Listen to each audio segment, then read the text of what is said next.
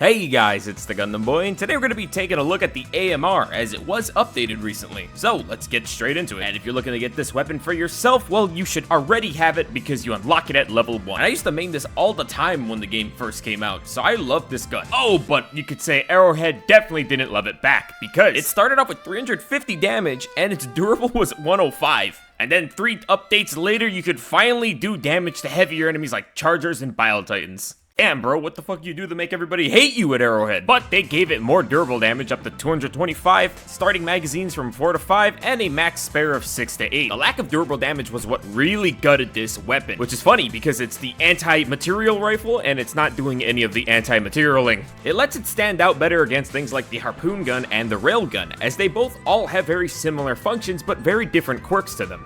AMR has longer range, more ammo, a faster fire rate. Beer Gun has more of crowd control capabilities, higher penetration, but its fire rate is much slower. It also has a much more constricted range because it's a little harder to aim for the sight, which isn't too much of a problem for the Spear Gun, I'm gonna be real. And we all know about the Railgun, which has a overall higher damage output than the rest of the weapons, but you can only fire 1 shot at a time and you only have 20. There's not really too much to note about the weapon in-game, but I do have to talk about the sights, because there's something really strange about them. For the entire time, I felt like something was off, and there was something strange, because when you'd pick up your team's AMR, it felt like it handled way better. It's such a small change, but you can't really tell, and I felt like I was going crazy. And maybe I am. So I did a couple of tests, and it definitely looks like there's something off. You can kind of see how the way the sniper tracks back to the center of the screen. For some reason, your teammate's sniper goes faster, but your own kind of drags behind a bit more. But again, it is so strange and small that it can't tell if I'm just gaslighting myself. But even Red Monster said it felt a little weird. And while we're on the topic of weird, let's talk about how the AMR scope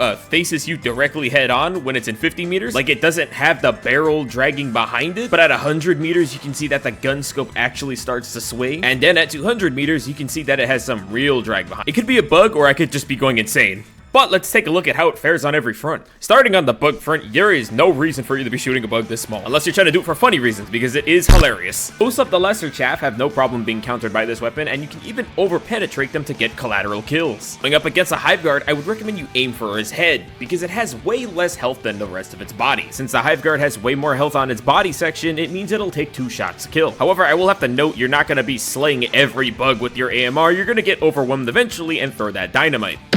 I will have to say the best use case I found the AMR for is to hunt the Brood Commanders, because it's 1 shot to that giant roach head. And just like a Hive Guard, don't aim for the body, aim for the head. It just has way less health. It's a really good option for picking them off. There is still a chance that they could call for backup, because they do survive a few seconds after the headshot. Let's talk about the Charger though, because it's one of the more interesting enemies that I realized the AMR can kill. You can take down a Charger at the head in at least 6 shots, which is a pleasant surprise, which is also the same for the Spore variant of the Charger.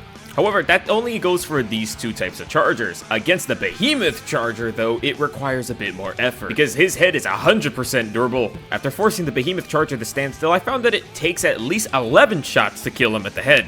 And it's not the most ammo-efficient way to kill him. You could always aim for his ass. The leg is also a possible spot to aim for as a weak point, but it would already take at least 6 shots to break the armor. You'd have to spend another 3 shots to kill the Charger completely. And going up against the Impaler, it really is a matter of just like, do you want to kill him at the leg, or do you want to shoot his goofy-ass forehead? He's not that hard. If you're going up against a Bile Titan and you aim for the head specifically, you can take it down within 10 shots. Oh yeah, and the Spewers. Against them, fuck you. Go to Epstein Island. Same thing applies to the Illuminate front. Just like the bugs, you're not going to use it on something like a Voteless. I have more entertaining ways to kill them. But against Overseers, you should keep in mind, against their Alabalalav armor, it takes at least 2 shots to kill them at the torso. However, if you got the aim and you got the dream, you can pop that little head of theirs. Because the AMR has better handling, it makes it way less of a pain to snipe enemies. Pretty good if you can also find the high ground. Even if an Overseer gets within melee range of you, you still have a giant boomstick. 'Tis but a flesh wound. Come back down and fight! Going up against the flesh mob, I found that you can kill it within 11 shots. While it's not great at killing flesh mobs, you gotta keep in mind that since they are light pen, you can penetrate multiple of them at the same time while firing. It's not a counter flesh mob weapon, but it can kill them. Going up against the Squiggle, it can take it down within 3 shots. But keep in mind the extreme angles. Just make sure when you kill them that you're not within their crash path.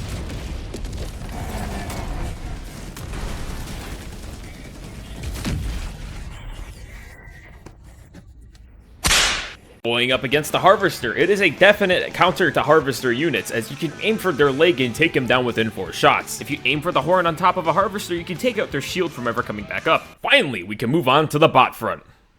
AMR can counter all the chaff units on the bot front. You can one-shot things like Scout Striders right in the dick. And even if you can't hit that headshot on something like a heavy dev, it only takes 2 shots to kill them. If his face or his abdomen isn't accessible, you can always aim for the pack for a 2-shot kill.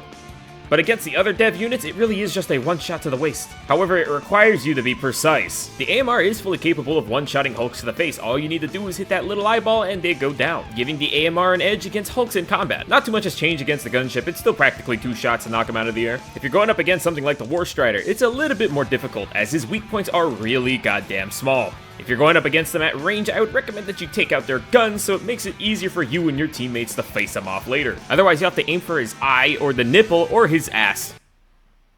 Yep, that's it. The AMR does struggle against heavier armored enemies, but as long as you know where their weak points are, it should be an easy takedown. Like the Goofy Tank, as long as you shoot him right on the missile rack, you will take it down no problem. And trust me, be careful around the Goofy Tank, you should not trust it. Going up against the Factory Strider, you can take down its chain guns in 2 shots. The overall armor of the Factory Strider limits you to where you can aim. You can hit it in the eye, or if the heart is exposed, you can shoot it there too. Or you can do the more badass thing, sneak underneath them and mag dump a shit ton of ammo of the AMR into its stomach until it dies. The nice thing about the AMR is that since it has way more ammo to itself now, it means you can realistically use it with other things than just the supply pack. So let's take a look at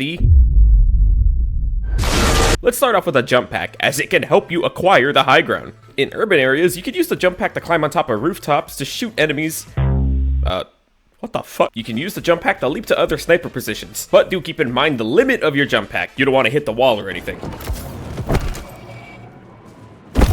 You also have to keep in mind each jump you have means you're committed to that building until it recharges. But you do get the benefit of having the high ground to shoot back down at enemies. The hover pack performs better vertical movement, allowing you to climb buildings no problem, making it easier to climb things like mountainous terrain to get the high ground to survey over massive areas. If you're the kind of person that doesn't like going into the mission blind, well, you can see it all from here. You just want to keep in mind that the backpack doesn't exactly let you cancel the flight before it runs out of energy, so yeah, keep that in mind. I swear to God, this only happens when I'm recording. Why is this animation broken? And just remember to keep in mind that the buildings can break, so keep an eye out for those enemy units that are capable of destroying buildings. But with that out of the way, let's look at some armor that can help boost the experience. So first we have Peak Physique, which improves weapon handling with less drag on weapons movement, making the AMR very easy to handle. Shake it as hard as you want, that gun is going exactly where you aim it. Then we have both either Engineering Kit or Fortified, but I'm gonna show Engineering Kit because I'm lazy. Engineering Kit reduces recoil when crouching or going prone by 30%,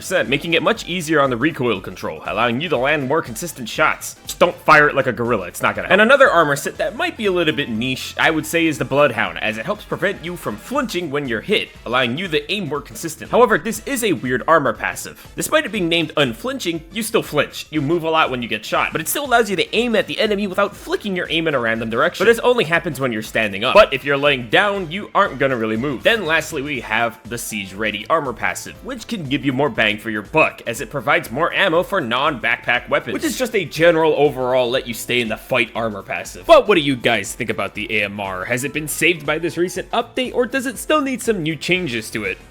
But be sure to like, comment, and subscribe, and I'll see you guys later.